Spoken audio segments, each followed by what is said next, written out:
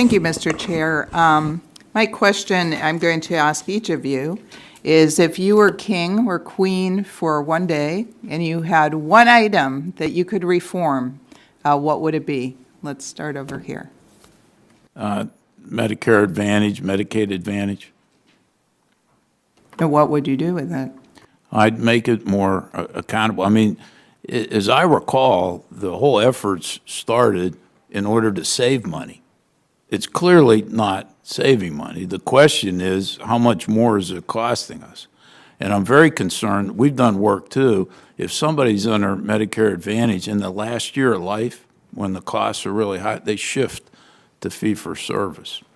And so I don't think it's serving its purposes. So I'd really want to reform both of those efforts to make sure that they are cost-effective, that they've met their original intention, and they're getting the care that people need to be provided.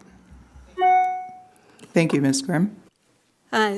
Reforming the risk adjustment process. Plans should be paid more when they're caring for sicker enrollees. That's what it was designed to do.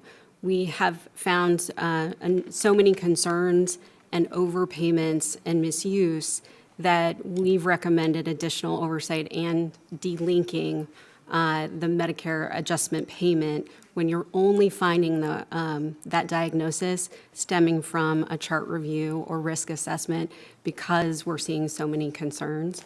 But I just want to make clear that it's there for a reason. It's currently allowed. It's driving up costs, and we have quality of care concerns because we're not seeing services flow from those diagnoses. So reforming that is important.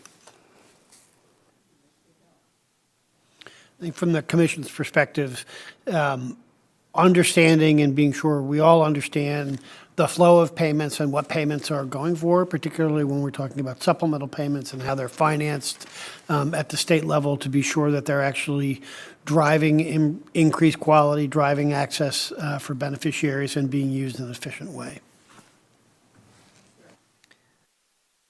So I'll plus one on the risk adjustment comment broadly. I think the health risk assessments and the chart reviews are two areas that we've made recommendations on.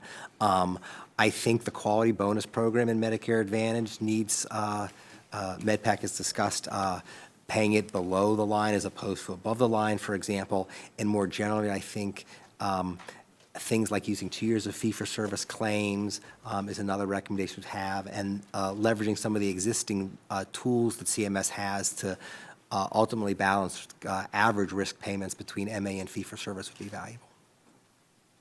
And I thank all of you for being here and for the work that you do, and I yield back.